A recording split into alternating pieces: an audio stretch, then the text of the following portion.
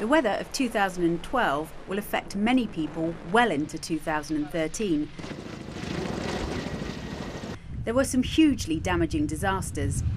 In the first few months of the year, a series of cyclones left tens of thousands of people homeless in southern Africa and Madagascar.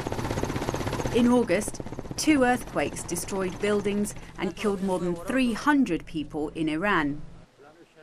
Then in October, Hurricane Sandy swept through the Caribbean and slammed into the east coast of the US, causing an estimated $60 billion worth of damage. And in December, powerful Typhoon Bopa caused the death of over 900 people as it barreled into the Philippines. Obviously, the areas affected by these disasters will be recovering for many months still to come. But there were other, less dramatic weather events that are likely to affect almost everyone in 2013, and that's because many of the places which were hit by destructive weather in 2012 are the same places that produce our food. The US suffered its worst drought in 50 years. The summer was so bad that some people even compared it to the drought of 1936 at the height of the Dust Bowl era. Russia also suffered a crippling drought, and at first Europe didn't fare any better either.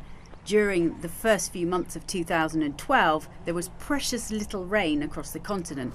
In the north of Europe, it finally started to rain in April. At first, it was welcomed, but it refused to stop. As people in some northern parts of Europe squelched through their wettest summer for a century, in the south, wildfires burned out of control. India also failed to find some good growing weather. The vital monsoon rains were significantly below average. Although they picked up towards the end of the season, for many farmers it was simply too late. The US, Russia, India and the European Union are 4 of the top 5 producers of grain in the world, and they were all badly affected by the weather. This threatens to raise food prices around the world. If that happens, it will affect everyone, but it will be the poor, who are already struggling to make ends meet, who will suffer most. And that could create social instability. Rising prices caused food riots in 2007 and 2008. What is desperately needed in 2013 is less extreme weather. Steff, Gaulter, Al Jazeera.